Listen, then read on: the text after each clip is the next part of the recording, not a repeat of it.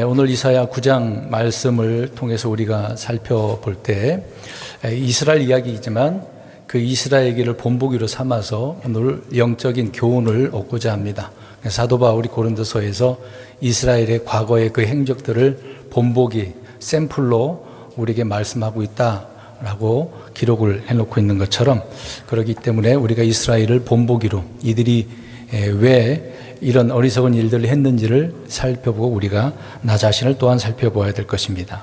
이런 말을 들어봤을 겁니다. 카더라라는 말 들어보셨나요? 카더라. 뭐뭐 하더라라는 말이거든요. 그러니까 근거가 없는, 그러니까 출처도 없어요. 근거도 없는 말들을, 사람들이 하는 말들을 가지고 뭐 여기저기 옮기기도 하고, 그것을 가지고 사람들이 이구동성으로 맞다, 그런가 보다 라고 하는 경우가 있거든요. 그래서 TV의 공익 광고에서도 이 부분을 언급한 적이 있더라고요. 하도 이 카더라라고 하는 잘못된 그런 썰 때문에 문제를 일삼고 선동을 하고 피해를 입는 자들이 많이 있는 것을 보게 됩니다. 그래서 팩트에 근거해야 된다 라고 하는 그런 말들을 많이 사용을 하죠. 정치인들이나 많은 사람들이 팩트에 근거를 하지 않고 어떻게든 뭐뭐 하더라, 특히 유튜브에 올라오는 그런 말들을 가지고 그걸 끌어다가 자기 말인 것처럼 퍼뜨리는 경우가 많죠. 그래서 실수도 하기도 하고, 또 실수했는데도 반성도 안 하는 그런 것들을 봅니다. 그러니까 못됐죠. 아무래도 정치인들이나 사람들이나 연예인들도 마찬가지고 누구나 다 그렇습니다. 그래서 출처도 없고 팩트에 근거하지도 않는 그런 카더라, 이런 말들을 조심해야 된다라고 하는 부분이거든요. 왜 이런 얘기하냐? 오늘 본문에 그런 사람들이 있습니다. 이미 지금 현실이 일어나는 게 아니고 옛날부터 이런 일들이 계속 있어요. 그래서 오늘 내용을 잘 보면 근거가 없고 출처가 없는 그런 말들로 어떤 근거 없는 자신감 있는 것을 보게 되어집니다. 그래서 그렇게 사는 자들을 주님께서 심판하시겠다. 네, 그들이 이제 왜 심판을 받는지 그 이유를 설명을 해주고 있고요. 또 그러한 자들 주님께서 어떻게 심판하시는지를 설명을 해주고 있는 내용이 나와 있습니다. 이것들을 통해서 우리는 오늘 나 자신, 이 현대 이 교회 시대 때 우리 그리스도인들이 어떤 사고방식과 믿음으로 살고 있는지 또 나 자신을 살펴보려고 합니다. 그래서 오늘 제목은 하나 주변에 써놨습니다만 여전히 펼쳐진 주님의 손이라고 해놨습니다. 다른 표현으로는 근거 없는 자신감, 그렇게 생각하면 좋을 것 같아요. 성경에 주님의 손에 대한 이야기가 많이 나옵니다. 그 주님의 손은 놀라운 손이잖아요. 그런 엄청난 손이라는 것을 자주 성경을 말씀합니다. 이스라엘 백성들이 이집트에서 나올 때도 주님의 손으로 나왔다 그랬어요. 이스라엘이 뭘 잘해서 나온 게 아니죠. 주님의 손이, 그 강력한 손이 있지 않았다면 나을 수 없는 거죠. 이사야 59장에도 주의 손이 짧아져서 구원하지 못하느냐, 그런 말이 나옵니다. 주님의 손은 권능의 손인데 많은 사람들은 주님의 손을 우습게 보고 있다는 그런 내용을 설명을 하고 있는 거죠. 근데 이 주의 손이라고 하는 것은 이사야서에만 무려 5번이나 언급을 하고 있는데, 그 오늘 제목처럼 그분의 손은 여전히 펼쳐져 있다라고 하는 것입니다. 5장에 나와 있고 9장에 3번 나와 있고 10장에 한 번 언급을 하고 있습니다. 잠깐 이 주님의 손을 이제 표현한다면 몇 가지로 언급을 합니다. 이제 그 중에 오늘 한 가지를 설명드리려고 하는 건데, 첫 번째로는 주님의 손 그러면은 권능의 표현인 거죠. 길게 설명을 하지 않겠습니다. 이 부분에 대해서. 두 번째로는 주님의 긍휼과 은혜, 도움을 베풀어야 된다라고 하는, 사람들도 그렇게 하지 않습니까? 우리를 어떤 손님 맞이할 때 음식을 풍성하게 장만하잖아요. 그런 것처럼 긍휼과 은혜를 베풀어야 된다라고 하는 그런 의미의 손이 되는 것이고, 그 다음에 기도하는 모습을 볼 때 손을 들어서 기도하잖아요. 그러면 주님께서도 주님 그 손을 들어서 문제를 해결해 주는 것을, 응답해 주는 것을 보게 되어집니다. 그리고 마지막 오늘 이야기하려고 하는 네 번째, 심판을 집행하는 그런 손이다라고 이야기를 하고 있습니다. 그러니까 오늘 말씀을 이 3번 언급을 하고 있는데요. 12절, 17절 마지막 절에 나와 있는데, 여전히 펼쳐져 있다고 하니까 좋은 의미로 생각하면 안 되는 거겠죠. 왜 주님이 계속 펼치고 있는가라는 것을 이야기해 주고 있습니다. 그들이 어떻게 했기 때문에 여전히 손을 펼치시고 어떻게 하겠다는 얘기예요? 심판하시겠다, 그 얘기를 하고 있다는 얘기입니다. 자, 오늘 이사야서에 그렇게 그분의 손이 여전히 펼쳐져 있다라고 언급을 하고 있는데, 그러니까 주님께서 그렇게 펼쳤다라고 할 때는 누군가 이 손을 주님의 손을 거둘 수도 없는 거잖아요. 하나님이 계획하신 것을 그대로 어떻게 하시겠다는 얘기입니까? 심판하시겠다. 변경 없다는 얘기예요. 혼나기 전에 빨리 돌아와야 되는 그런 부분을 언급을 하고 있는 거죠. 근데 그냥 아무나 그렇게 손을 펼치고 있는 것은 아닙니다. 주님 앞에 사악하게 나오는 반역하는 그런 백성들에게 이야기를 하고 있는 거죠. 오늘 이사야 9장에 보면 8절부터 나오는 건데 사마리아 이야기가 나옵니다. 사마리아는 북이스라엘을 이야기하고 있는 거잖아요. 그러니까 북이스라엘에 속해 있는 이 사마리아 땅, 거기 그 지역이 도시가 얼마나 부패해 있는지를 알 수가 있습니다. 그런 부분을 뒤에서 더 자세히 말씀드리기로 하고요.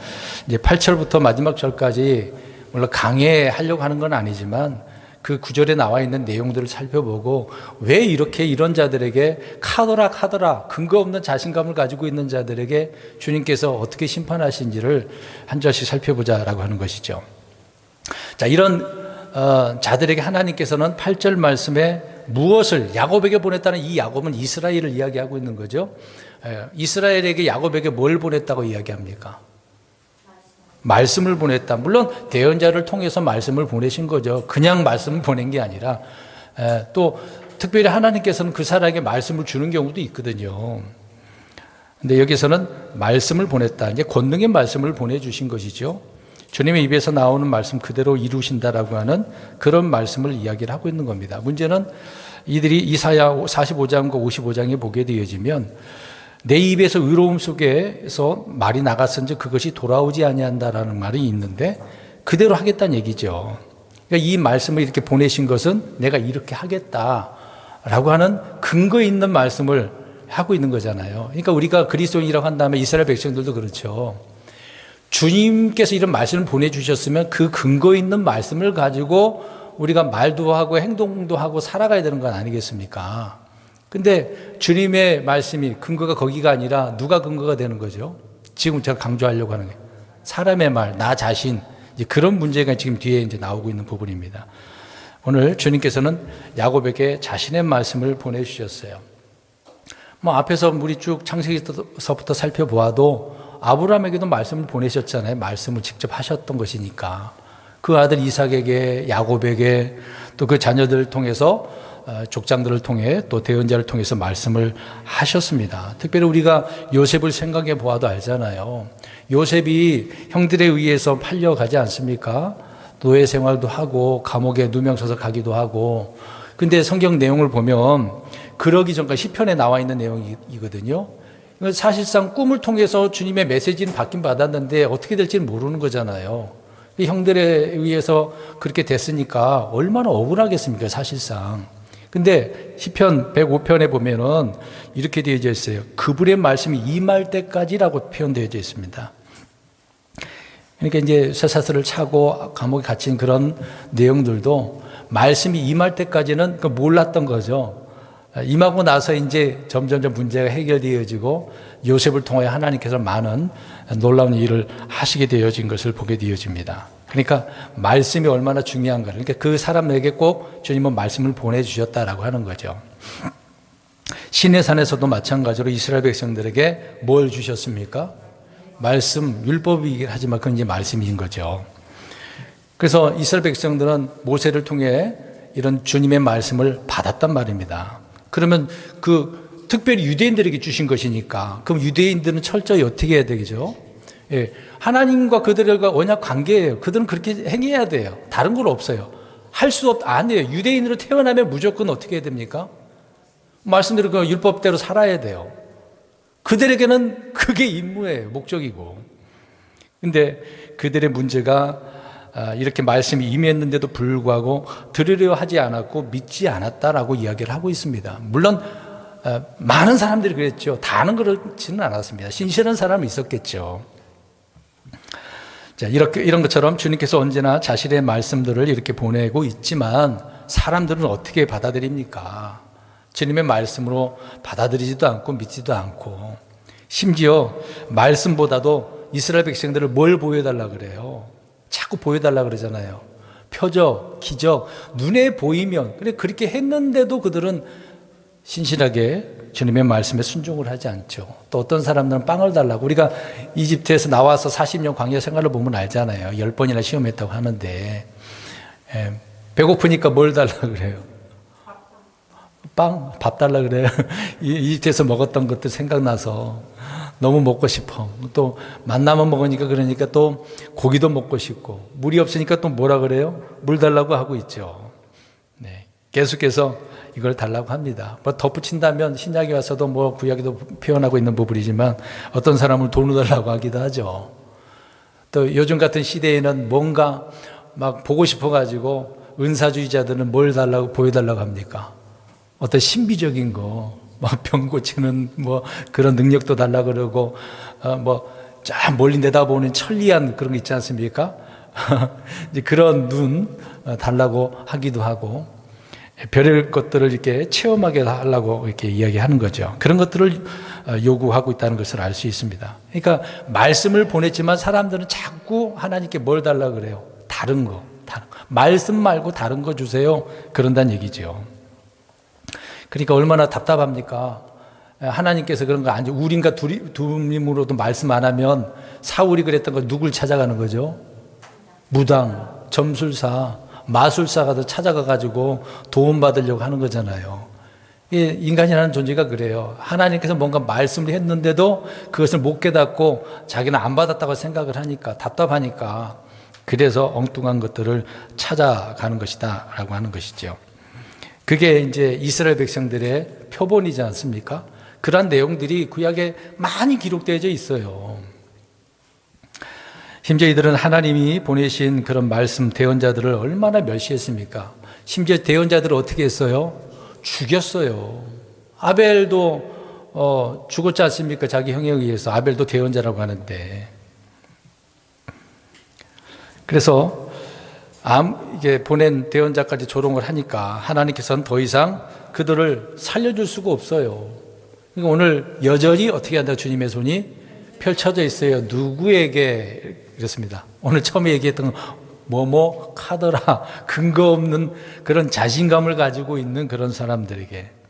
자, 그러면 이제 8절을 우리가 봤는데요. 아무튼 주님께서 말씀을 보내셨어요. 보냈는데 이제 9절에 온 백성, 에브라임과 사마리아 거주민들이 알아야 되잖아요. 알 것인데라고 했어요. 말씀 보냈으니까, 아, 그렇구나. 이거 내가 잘못했네. 주님의 말씀이 이거였네. 그렇게 알아야 되는데 어떻게 했다고 그래요? 교만하고 완악한 마음으로 뭔가 말을 했대요. 주님의 말씀을 받으면 마음이 부드러워져야 되잖아요. 내 것은 사라지고 주님의 말씀으로 새겨져야 되는 거 아니겠습니까? 그러지 않고 오히려 완악하고 교만했다라고 이야기를 합니다. 어떻게 말을 했어요? 그런 마음으로 이제 10절에 나와 있습니다. 이제 주님께서 심판하시면 다 파괴되잖아요. 성벽이든 집이든 돌로 쌓았던 것이든 어떻게 됩니까? 다 무너진다고 말씀했는데 이들은 어떻게 얘기해요? 벽돌이 무너지면 다듬은 돌로 쌓기. 오늘날로 표현합니다. 무너졌어. 아니, 그럼 기초구상 다고 시멘트로 해갖고 철근 넣어가지고 세우면 되죠. 그렇게 얘기할 거 아니에요. 이게 이스라엘 백성도 지금 그렇게 얘기하는 거예요. 무너졌어? 벽돌이 무너지면 다듬은 돌로 채우면 되지 뭐. 이게 누가 말한 거예요? 이스라엘 백성들이 근거 없는 자신감. 이건 자기를 근거로 삼는 거죠. 뭐 이렇게 하면 되지 뭐 이거 잘못했어? 뭐 이렇게 하면 될 거 아니야 라고 하는 거죠. 계속해서 한번 보세요. 또 돌 무화과 나무들이 찍혔다면 이제 나무들도 이제 문제가 생겼어. 그러면 또 어떻게 한대요? 백향목 저 레바논에서 가져와 갖고 그렇게 하면 되지 뭐 이렇게 이야기하는 거예요. 하나님께서는 너희들 잘못하고 이렇게 파괴된다 그런 말을 했는데도 불구하고 이렇게 무너지면 이렇게 세우면 되죠. 이렇게 표현한 거죠. 그러니까 그리스도인들이 그런 겁니다. 하나님께서 징계를 하고 계신데도 불구하고 나 이렇게 하면 되지. 나름대로 생각을 한다는 얘기죠. 오늘 이렇게 카더라라고 하는 근거 없는 그런 자신감을 가지고 있는 백성들처럼 그리스도인들이 그렇게 살고 있다는 거죠. 자, 이들은 그렇게 대치하겠다라고 표현을 하고 있네요. 이제 그 당시에 사회적 배경을 보면은요, 북이스라엘은 부자였어요. 좀 잘 살았어요. 희한하죠. 말씀대로 안 사는데 좀 잘 살아. 여러분, 이게 좋은 게 아니거든요. 북이스라엘은요, 주로 중개무역을 많이 했습니다. 다국하고 무역을 많이 하다 보니까 그냥 부를 축적해 왔어요. 재물이 많았었습니다. 군사력도 있었고 나름대로 뭔가 갖추고 있는 것을 보게 되어져요. 주변 나라들과 외교적인 그런 부분도 있었거든요. 그러니까 아무 걱정 없다고 생각을 하는 거예요. 지금 이스라엘에 있는 것이 다 무너졌으면 다른 나라에서 돈 많으니까 그걸로 해결하면 되지, 이런 식으로 나왔다는 얘기죠. 잘하는 일입니까? 하나님께서 보실 때 지금 그 얘기를 하고 있는 게 아니잖아요. 야, 너희들 다른 뭐 돈 있었고 그런다고? 그래? 그러면 그렇게 했으니까 그것까지라도 하나님께서 어떻게 하실 것 같아요? 손이 펼쳐져 있다는 의미는 다 멸망 없애버리겠다, 그 얘기를 하고 있는 것이죠. 계속해서 근거 없는 자신감을 갖고 있으니까, 그래? 너희들 그런 자신감을 갖고 있다고? 그래, 한번 봐봐 라는 것을 보여주고 있는 거죠. 뼈저리게 느껴지는 시청각 교육을 이들은 받게 되어지는 것입니다. 그러니까 이들은 아무튼 교만하고 완악함을 가지고 있어요. 그래서 하나님께서 이렇게 이사 대언자를 통해서 이런 표현을 기록을 하고 있는 거죠. 그러니까 어떻게 보면 그들은 유일신이잖아요. 우리 하나님밖에 없지 않습니까? 이건 버려도 우리는 잘 먹고 잘 살 수 있어 라고 하는 거잖아요. 이런 의미로 지금 이들은 근거 없는 자신감을 가지고 있는 거니까 자신을 신뢰하고 재물을 신뢰한 거죠. 군대를 신뢰하고 있다는 겁니다. 하나님께서는 모세를 통해서 너희들 이런 군대에 신뢰하지 마, 말들을 얻으려고 어디로 가지 말라 그랬어요. 이집트로 가지 마. 왜? 그들을 의지하려고 하니까. 하나님께서는 그러지 말고 나만 바라보고 나만 의지해 라고 하셨는데, 이스라엘 백성들은 오늘 8절 말씀처럼 말씀을 보냈는데도 아니라는 거예요. 아유, 아니에요 하나님, 우리에게는 이것이 있는데요 라고 나온다는 얘기죠. 자, 11절 보겠습니다. 아무튼 그렇게 말을 했어요. 그러므로 이제 반전이 일어나는 거잖아요. 너희들 그렇게 말을 했어?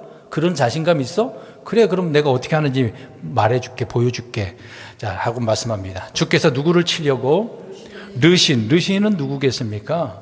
르신은 시리아 왕이에요. 시리아가 있고 아시리아가 있거든요. 시리아는 아람입니다. 요르단 오른편 쪽과 약간 위쪽으로 올라가는 거예요. 그 위쪽으로 떠물어 가면 터키 쪽 오른쪽까지 표현한다면 그게 아시리아 지방이라고 생각하면 돼요. 그러니까 옛날에 성경에도 니느웨 나오잖아요. 예, 니느웨까지 포함한 게 아시리아고, 거기 말고 아람 쪽만, 시리아 쪽만 얘기할 때는 이제 요르단 오른편이라고 생각하시면 될 것 같습니다. 그러니까 르신은 시리아 왕이에요. 이 르신을 주님께서는 어떻게 하시겠다? 치시겠다. 왜 이런 표현을 하고 있습니까? 지금 이스라엘은 누구를 의지하고 있는 거예요? 북이스라엘은 시리아 왕 손잡고 있는 거예요. 동맹을 맺고 있는 거라고 생각하시면 될 것 같습니다. 그리고 그렇게 시리아 왕을 친다고 말씀을 하고 있는데, 그래서 그 당시에 이제 이스라엘 왕 베가가 있었는데, 베가와 둘이 손을 잡고 이제 남유다를 침략했거든요. 서로 형제들끼리 파벌 싸움을 계속하지 않았습니까?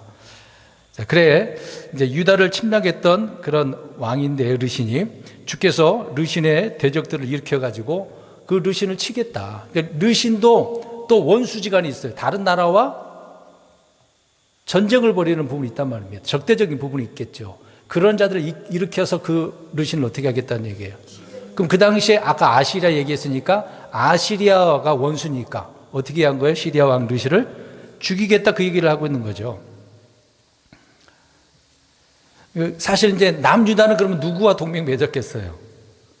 아까 얘기했잖아요.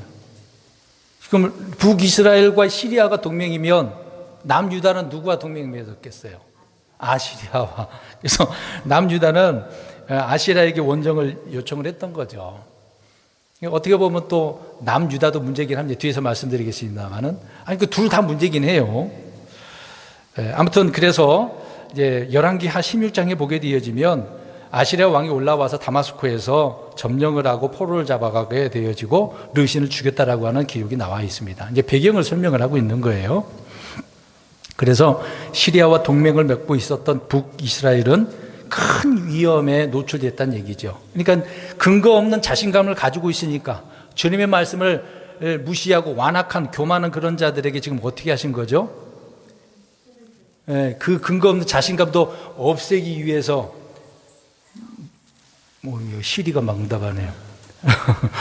휴대폰에 해놨는데 이런 근거 없는 자신감을 가지고 있는 이런 북이스라엘의 위험에 노출돼서 엄청난 심판을 받게 되어진 내용이 11절에 언급을 하고 있는 겁니다. 그래서 대적들이 일어나게 되어져서 원수들을 이게 이제 함께 합쳤다라고 표현하고 있는 거잖아요. 그래서 얼마나 위험에 처했는지 설명을 하고 있는 거죠. 결국 호세아 9년에 아시리아 왕이 사마리아를 점령하게 되어집니다. 그래서 이스라엘을 사로잡아가지고 포로로 잡혀가게 되어지잖아요. 아시리아로 갔어요.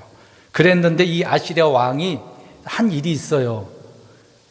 이 많은 사람을 포로로 잡아갔단 말입니다. 근데 그 아시리아 왕이 사마리아에다가 누구를 데려왔겠어요? 유대인 말고 아시리아 사람, 이방 사람들을 데려다가 거기다 놨단 말입니다. 그래서 사마리아, 이 배경이 그래요. 그러니까 사마리아 사람들은 주로 누구예요? 유대인들이 아니라 이방 사람들이란 말이죠. 이들이 유대인들과 같이 혼혈아를 낳게 됐어요. 그래서 신약에 와서 유대인들이 특히 이 사마리아 지역을 지나갔다고 그래서 안 지나갔다. 그 이후에요.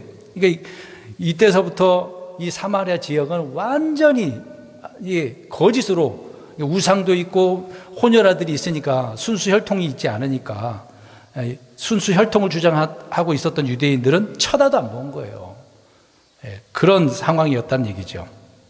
그래서 이 사마리아를 이렇게 심판하는 것을 보게 되어집니다. 아무튼 이들의 자신감을 가지고 있으니까 주님께서 그것까지라도 해결하기 위해서 이런 심판을 벌이고 있는 것이죠. 12절 보겠습니다. 자, 보면 앞에는 시리아, 뒤에는 블레셋이라 그러네. 요르단강을 바라보는 입장에서 앞에가 이제 시리아 쪽이니까. 근데 그런 사람들이 표현을 하면서 그들이 입을 벌려. 이 말은 이제 뭐겠어요, 이제. 그들과 동맹을 맺었는데 이들이 어떻게 하겠다는 얘기예요. 돌변한 거예요. 동맹이 어떻게 된 겁니까, 이제는? 깨진 거예요. 원수가 된 겁니다. 오늘의 친구가 원수가 되어졌다. 그 얘기를 말씀을 해주고 있는 거죠. 그러니까 하나님께서는 이렇게 만들어 버리는 거예요. 그들은 이런 자신감이, 우리는 이런 동맹이 있는데, 우리에게는 돈이 있는데, 우리에게는 힘이 있는데 표현할 겁니다. 이런 자기만을 신뢰하고 자신의 이런 근거 없는 자신의 그걸 근거라고 할 수가 있겠죠. 그런 자들을 주님께서는 가만두지 않는 심판하시는 것을 보게 되어지죠. 그래서 아무튼 계속해서 그분의 손은 그래서 펼쳐져 있다라고 12절에 언급을 하고 있는 것입니다. 그러니까 아예 돌아서든지 멸망하든지 둘 중에 하나가 되어지는 것을 보게 되어지죠. 자, 그렇다면 주님의 손을 해결받아야 되지 않겠습니까? 이런 지금의 손은 지금 분노, 진노의 손이잖아요. 이 문제를 해결하려면 어떻게 되겠습니까? 사실상 지금 이 은혜 시대 때 주님을 믿지 않는 사람들에게도 그 머리 위에 뭐가 있다고 그랬습니까? 진노가 있다고 그랬잖아요. 그러면 이런 진노가 사라지게 하려면 어떻게 해야 되겠습니까? 누구를 믿어야 돼요? 주 예수 그리스도, 하나님의 아들 되신 예수 그리스도를 믿어야 되겠죠. 그래서 요한복음 3장 36절에 이 말씀을 하고 있는 겁니다. 그러니까 하나님의 진노가 그 위에 있다. 아들을 믿으면 진노가 사라지는 거죠. 그럼 이 문제를 우리 생각해 보겠습니다. 이스라엘 백성들이 지금 주님의 진노의 손이 있으니까 이 문제를 해결하려면 말씀으로 물론 돌아가야 되는 거겠죠. 근데 역사적으로 계속해서 보겠습니다. 돌아갔겠습니까? 그러니까 계속해서 진행 중이에요. 주님의 진노가. 그러면 예수님이 이 땅에 오셨을 때도 그러면 주님이 말씀이니까 요한복음 1장에 말씀이 오셨다 그랬잖아요. 빛으로 오셨다 그랬잖아요. 그럼 이스라엘 백성들 어떻게 해야 돼? 그 아들을 믿어야 받아들여야죠. 그러면 진노가 사라지는 거예요. 근데 거부했습니다. 그러니까 그 진노가 또 거부됐으니까 또 앞으로도 7년 대환란 가운데서 계속해서 이런 진노가 진행되고 있는 거죠. 얼마나 완악합니까? 오늘 이스라엘 백성들의 구절 말씀을 다시 돌아가면 그들에게는 속이 어때요? 교만하고 완악해. 그런 가운데 말하고 행동을 하니까 하나님은 계속해서 진노를 여전히 손이 펼쳐져서 있게 되는 것을 보게 되어집니다. 13절 가서 보세요. 그 이유를 설명을 해줍니다. 왜 주님의 손이 이렇게 펼쳐져 있고 심판을 하려고 하는가? 이 근거 없는 자신감을 가지고 있는 자들이 어떻니까요? 13절에 보십시오. 이는 백성이 자기를 치시는 분에게로 돌아서지 않았어. 그러니까 회개를 안 한 거야. 돌아서지 않았다. 회개를 하지 않았다. 돌아서면 해결될 문제 아니겠습니까? 이런 문제는 이제 아모스를 통해서도 계속해서 이런 반복적으로 설명을 해줍니다. 호세아를 보면은요, 호세아 7장 10절과 16절에도 보면 이스라엘의 교만이 그의 얼굴을 향해 증언하되 그들이 이 모든 일에도 불구하고 주 자기 하나님께로 돌아오지 아니했다라고 이야기합니다. 안 돌아오는 거예요. 혼나서 매를 맞았으면 제가 잘못했습니다라고 돌아와야 되잖아요. 우리 어른 되신 분들도 어렸을 때 부모한테 혼난 적 있으시잖아요. 그런데 혼났는데 어떻게 했습니까? 잘못을 뉘우치고 바른 생활을 하고 살았습니까? 아니면 더 삐딱하게 나갔습니까? 둘 다 있으셨어요? 그 당시에 질풍노도의 시기였기 때문에 그렇게 하고 넘어가지는 마시고, 우리 자녀들도 우리가 이제 결혼을 해서 자녀를 낳아서 얼마나 매를 많이 때렸습니까? 많이 들어서 때렸잖아요. 왜? 바로 잡으려고. 그렇게 해서 바로 잡히면 다행인데 바로 안 잡히니까 부모 입장에서는 더 어떨까요? 계속해서 혼낼 수밖에 없어요. 아무튼 이스라엘 백성들은 돌아오지 아니했다, 회개하지 않았다. 주님은 다양한 방법으로 조치들을 취하셨음에도 불구하고 그들은 전혀 움직이지 않은 거예요. 그러니까 주님의 손은 여전히 펼쳐져 있는 거다. 얼마나 완악합니까? 아까 언급했던 아모스 4장 가서 보면 9절에서 11절 보면은요, 내가 많은 병과 곰팡이로 너희를 치고, 이 질병을 준 거 아닙니까? 또 너희 동산과 포도원과 무화과 나무, 올리브 나무가 불어날 때에 털벌레가 그것들을 삼키고, 아무리 농사를 져도 걷어지는 거 없어요. 열매가 없게 하겠다, 그 얘기죠. 이런 식으로 했는데도 그들은 돌아오지 아니했다라는 말씀이 기록되어져 있어요. 얼마나 완악합니까? 자, 그러면 북이스라엘이 그랬던 것처럼, 오늘 이제 북이스라엘 얘기했지만 남유다는 어떨까요? 똑같아요. 도낀 개낀이라고 하는 것처럼. 근데 남유다는 북이스라엘이 그런 식으로 해서 멸망했다는 거 눈으로 봤거든요. 그래서 성경에 나와 있어요. 예레미야 3장 7절에도 뒷부분만 읽겠습니다. 그녀의 배신한 자매 유다는 그것을 보았느니라 라는 말이 있어요. 봤어. 멸망을 봤으면 어이구, 어떻게 해야 돼요? 우리도 저렇게 했다가 큰일 나겠구나. 이 남유다를 보존하려면 돌아가야 되겠구나. 정신 차려야 되는 게 당연한 거 아니겠어요? 그랬는데도 남유다는 마찬가지로 똑같이 하나님께 돌아가지 않았다는 겁니다. 물론 북이스라엘에게만 말씀을 보냈겠어요. 남유다에게도 주님께서 말씀을 보내셨죠. 지금 이사야는 누구를 대상으로 말씀을 선포한 겁니까? 남유다를. 근데 지금 북이스라엘 이야기를 하는 거잖아요. 왜 그렇겠어요? 남유다가 그걸 봤는데도 정신 못 차리고 있으니까, 돌아오지 않았으니까. 이제 그 얘기를 해주고 있는 겁니다. 그럼에도 하나님께서 멸망의 위기 속에서도 기회를 주십니다. 또 기회를 주시고 또 기회를 주시고, 진노하면서도 기회를 주시는데도 돌아오지 아니했다라고 기록을 하고 있는 거죠. 이스라엘이 어떠니까 오늘 다시 구절로 돌아가서 교만하고 완악해서 그래요. 좀 뭔 일이 일어나고 피부로 뭔가 아픔을 느끼면 조심해야 돼. 이런 생각이라도 들어야 되는데 그런 생각도 안 든 거죠. 자, 왜 이들은 자기를 치는 이에게로 돌아오지 않고 멸망했겠습니까? 말씀을 듣지 않아서, 믿지 않아서, 돌아오지 않으니까. 이런 사실들을 볼 때 주님께서는 계속해서 주님을 찾으라고 하는 거죠. 지금도 우리는 주님의 이름을 부르는 거예요. 어디든지 계시는 거예요. 내 안에도 계시고 말씀 가운데 계시고, 그 주님을 찾아야 되는데 이스라엘은 그것조차도 안 했던 거예요. 그러니까 우리가 힘들고 어려우면은 주님하고 찾아와야 되는데 그것도 안 한다는 얘기죠.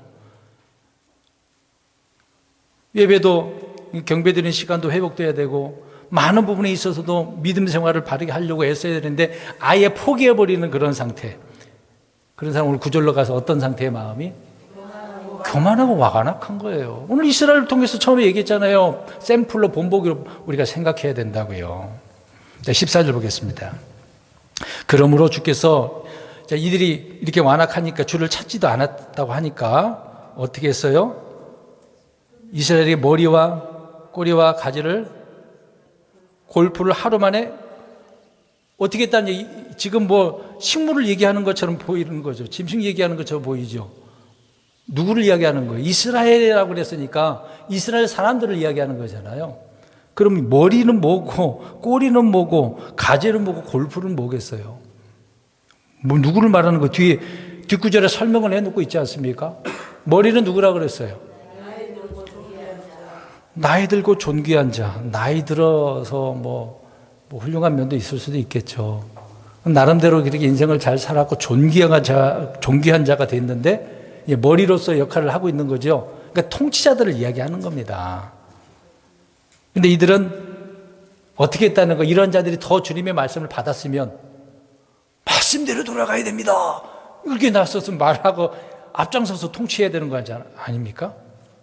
근데 왕뿐만 아니라 많은 사람들은 어떻게 했다는 얘기예요. 오늘 다시 구절로 돌아가서 안악해지고, 그래서 10절에 어떻게 했다는 얘기입니까? 무슨 말을 했어요?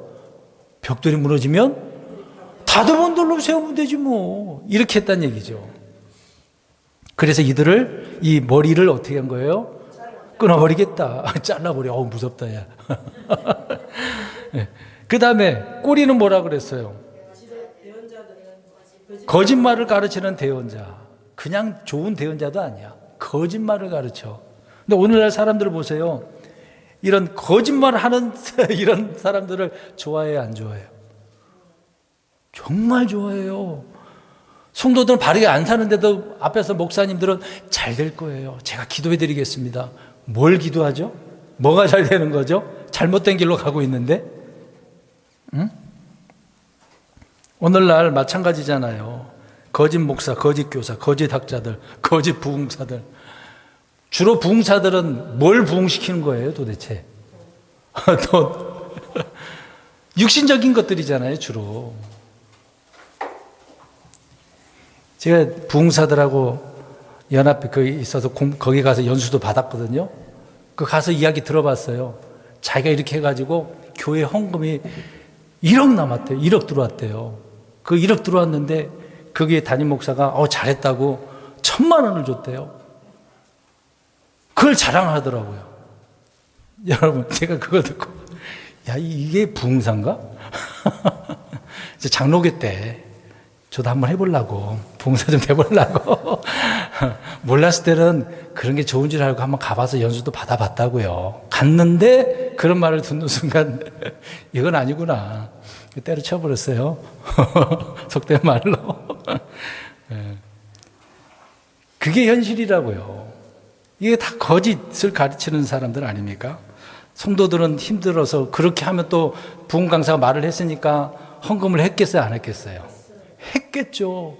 지성이면 감천이라고 그렇게 바치면 부자 된다고 하니까, 잘 된다고 하니까, 또 자녀들 잘 된다고 하니까, 또 부흥 강사가 기도해 주면 응답이 빨리 된다고 그래가지고 다 경험하지 않았습니까? 안 하셨나요? 이런 은사주의, 기복주의가 얼마나 많아요. 그 근거가 있는 거예요, 그거? 그거 물론 성경을 갖고 말을 하겠죠. 그들은 어떻게든 이스라엘에게 해준 말씀들을 왜 교회에다 적용을 하냐고요. 말도 안 되는 거죠. 그러니까 뭐 요즘 시대는요, 복, 형통, 성공을 외치죠. 육신적인 정욕들, 어떤 탐심을, 이런 말을 좋은 말로 바꿔 비전, 꿈이라고 이야기합니다. 비전을 가지세요. 내 시작은 미약하였으나 어떻게 해요? 야, 그 구절 기가 막히죠. 그래서 그런 것들, 써놓은 것들 갖다가 붙이잖아요, 집안에다가. 집안에 그게 다 붙어져 있어요? 형통하려면 좀 붙이지. 예, 읽어보겠습니다, 이거. 시작. 그 이유가 도대체 근거가 뭐냐고요. 잘못된 것은 무슨 그게 되겠습니까? 오늘 이스라엘처럼 되는 거죠. 오늘날 교회에 이런 것들이 얼마나 많습니까? 오늘 이스라엘 백성들이 지금 꼬리들이 지금 이런 일을 하고 있는 거예요, 지금요. 통치자들이, 거짓 대언자들이. 그러니까 이런 자들이 앞장서서 하고 있으니 백성들은 어떻겠습니까? 또 백성들도 이것을 좋아했을까, 안 좋아했을까요? 사랑했다고 나와요, 사랑했다고. 그걸 더 사랑한 거. 지금도 그러지 않아요. 거짓인데도 불구하고 성도들이 얼마나 사랑하면 거기 가냐고요. 우리가 많이 보지 않습니까?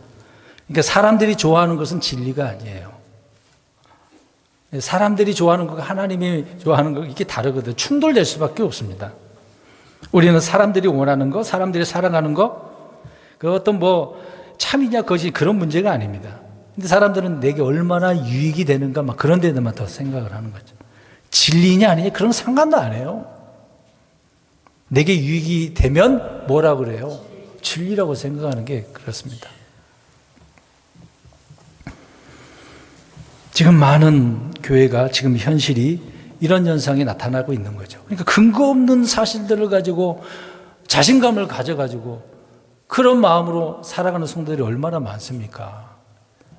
그렇게 사니까 오늘 북이스라엘처럼 하나님께 어떻게 뭘 받고 있는 거예요? 징계. 지금 표현으로 이제 징계가 되겠죠. 17절 보겠습니다. 그래서 그러므로 주께서 그들의 젊은이들을 아니 사실상 성경 보면 하나님께서 젊은이들 기뻐하신다 그랬거든요. 근데 기뻐하지 않겠다. 그 다음에 그들의 아버지 없는 자들, 또 과부들, 특히 성경에 보면 아버지 없는 자들 이게 과부들에게 긍휼을 베풀라고 한 말씀이 있거든요. 또 이들을 위해서도 과부 이런 자들을 위해서도 또 11조가 따로 또 있지 않습니까? 3년에 한 번씩 하는 거. 그 정도로 하나님은 긍휼을 베풀었는데 이들까지라도 어떻게 했기 때문에 긍휼을 베풀지 않겠다는 얘기예요. 뒤에 써 있잖아요. 이 모든 사람이 다 어떻다고. 이들도 다 위선자고 악을 행하는 자들이기 때문에 그래서 이들의 어리석음이 있어서 하나님은 이들도 내가 긍휼을 안 베풀고 심판하겠다. 얼마나 하나님께서 화가 나셨으면 그렇겠어요. 이 정도까지 됐다는 것은 북이스라엘이 망할 수밖에 없다 그 얘기를 하고 있는 거예요. 오늘 그리스도인들 정신 차려야 됩니다. 그리스도인이라고 하나님께서 막 마냥 은혜만 주시는 줄 알아요? 마냥 말씀이 풍성하게 하는 줄 아십니까? 그리스도인들도 주님의 말씀대로 순종하지 않으면 바울이 얘기했잖아요. 고린도서에 뭘 한다고요? 뭘 주신다고요? 아까 얘기했잖아요. 징계 주신다고요. 그래서 고린도 교회 성도들 얼마나 많이 혼났습니까? 심지어 바울이 간음한 그 사람이 누구에게 내어준다 그랬어요? 사탄에게 내어준다고 그러잖아요. 죽으라는 얘기예요. 사탄을 통해서 죽으라고. 어떤 사람은 병든 자도 있고요. 그러면 그런 어려움이 맞으면 어떻게 해야 돼요? 돌아서 해야죠. 근데 안 했다는 얘기죠. 오늘 그리스도인들도 그렇게 될 수 있는 거죠. 그러니까 정신 차려야 돼. 우리 교훈을 받아야 되는 겁니다. 아무튼 젊은이나 늙은이나 아버지 없는 자를 과부들 다 위선을 행하고 악을 행했다. 모든 입이 어리석음을 말하고 있는 거예요. 지금 그들이 근거 없는 말들이 다 어리석다는 얘기잖아요. 하나님께서 근거 없는 자신감을 이렇게 하면 되는데요. 뭐 이렇게 하니까 되던데요. 그건 자기 이야기고. 18절 보세요. 그래서 사악함이 불같이 타올랐다. 이 말이 뭐겠어요? 그러니까 불을 우리가 이제 불 타고 있는데 거기다 기름 부으면 어떻습니까? 그러니까 지금 기름이 뭐라는 얘기예요? 사악함이라고 하는 이런 기름을 다 거기다 끼얹으니까 타올라서 찔레와 가시, 빽빽한 숲을 다 어떻게 해버린 거예요? 태워버린 거다. 태워버린다는 얘기잖아요. 불로 태운다. 이제 앞으로 이들이 이러니까 대화할 때 이런 일들이 벌어지는 거죠. 하나님은 돌아오게 하려고 이들을 혼낼 수밖에 없었다. 연기가 타올라오게 되지 않겠습니까? 19절 가서 보세요. 군대들의 주의 진노로 말미암아 하나님은 군대들의 주이시니까 그 땅이 어떻게 됐습니까? 빛으로 가득 차야 되는 땅이 왜 어두워지냐고요. 백성은 불 지피는 땔감이 돼버렸어요. 자기들이 땔감이 돼가지고 더 어떻게 돼버린 겁니까? 타버리는 거죠. 심판당한다. 단련받는다. 뭐 좋은 의미로는 단련이지만 그건 심판이거든요. 이거는 아무도 자기 형제를, 그러니까 형제도 부모도 자식도 없다 그 얘기예요. 앞으로 계시록에 보면 환란 때 그렇습니다. 부모도 없어, 자식도 없어. 지금 내가 어떻게 해야 되니까, 살아야 되니까, 먹고 살아야 되니까. 대환란 때는 장사 안 된다 그랬잖아요. 장사 잘 되려면, 돈 많이 벌려면 적그리스도 어떻게 해야 된다 그랬어요? 결탁해야 돼. 적그리스도 표가 있어야 돼. 그러면 부자가 될 수 있어. 근데 믿음의 사람은 그렇게 될 수 없겠죠. 아무튼 그런 자들을 주님께서는 다 불타 심판하시겠다. 이제 불탄다라고 생각해보면 땔감 이야기를 했으니까. 지금 러시아와 우크라이나 전쟁을 하잖아요. 주로 무기 총도 쏘기는 하지만 뭐 대포를 통해서 어떤 미사일 쏘잖아요. 터지면 어떻게 됩니까? 불나잖아요. 화학 무기들이 다 불타는 거지 않습니까? 이렇게 되는 거예요. 아무도 자기 형제를 아끼지 않는 뭐 사람 관계 인권이든 뭐 존엄성 그런 거 없어요. 그냥 다 소용없습니다. 20절 보겠습니다. 그가 오른손으로 움켜질지라. 자, 오른손으로 똑 움켜쥐고 있는데 소용없어요. 배가 고플 수밖에 없어. 굶주림이래요. 또 왼손으로는 먹을지라도 배부르지 않겠다. 기근이라는 얘기잖아요. 앞으로 대환란 때 그 일이 일어나죠. 실제 과거에 이스라엘 백성들이 이때도 마찬가지로 아무것도 먹을 수 없는 그런 상황이 됐던 것이죠. 그러니까 멸망할 수밖에 없습니다. 둘러싸았는데 뭘 먹겠어요? 그런데 그들은 무엇을 먹으려고 그래요? 20절 끝에 보세요. 먹을 것이 없으니까 자기 팔에 살을 먹네? 무시무시하죠. 성경에도 보면 열왕기서도 나오잖아요. 어떤 전쟁 때문에 자기 자식을 어떻게 해요? 오늘은 내 자식, 내일은 네 자식 먹자. 어떻게 했어요? 삶은 먹었어요. 근데 그 다음날 먹은 사람이 자녀는 배신했네? 그런 일이 벌어지는 거예요. 실제 있었던 일이에요. 근데 앞으로도 있게 될 것이라고. 근데 다른 사람 못 먹으니까 심지어 배가 고프니까 자기 살을 배워서 먹는 거죠. 먹고 살라고. 살아남으려고. 왜요? 대환란 때는 살아남지 않으면 어떻게 됩니까? 천년왕국에 못 들어가니까. 그러니까 이스라엘은 지금 이런 심판이 있다. 그 얘기를 하고 있는 거거든요. 역사적으로 계속 보여주고 있는 겁니다. 왜요? 다시 돌아가서 이들의 마음이 완악하고 교만하니까. 또 그들의 근거는 없으니까. 주님의 말씀이 아니라 자신이니까. 얼마나 비참합니까? 마지막 절 보세요. 므낫세, 에브라임, 북이스라엘, 요셉의 아들들로서 친형제들이 아닙니까? 근데 서로 어떻게 하겠다는 얘기예요? 서로 잡아먹는다고 써 있잖아요. 서로 먹는다고 그러잖아요. 그들이 함께 유다를 대적하겠다. 이 모든 것에도 불구하고 여전히 그분의 분노는 돌아서지 아니하시고 손은 펼쳐져 있다. 주님은 이런 분이에요. 이스라엘 백성들을 통해서 보여주지 않았습니까? 이런 말을 하면 하나님 정말 무섭네요. 잔인하네요. 아니죠. 하나님 얼마나 긍휼과 사랑이 많은 분인데. 근데 잘못했는데도 가만히 있는 하나님이라고 한다면 그 하나님 좋은 분입니까? 아니잖아요. 자기 백성이 잘못하고 있는데 이렇게 심판하신다고 말씀하고 있는 거죠. 오늘날 그리스도인들은 그렇습니다. 오늘 결론적으로 말씀드리고자 하는 것이 뭐냐면 이것을 생각해 보면 우리 그리스도인들은 근거 없는 자신감을 가지고 살아요. 혼나는데도 불구하고 하나님께 징계를 받는데도 불구하고 나 이렇게 살아도 될 것이다 라고 생각을 하는 착각들을 많이 하고 있는 겁니다. 이런 자들을 주님은 돌아오기를 원하는데도 돌아오지 않으니까 얼마나 완악하면 그러겠어요.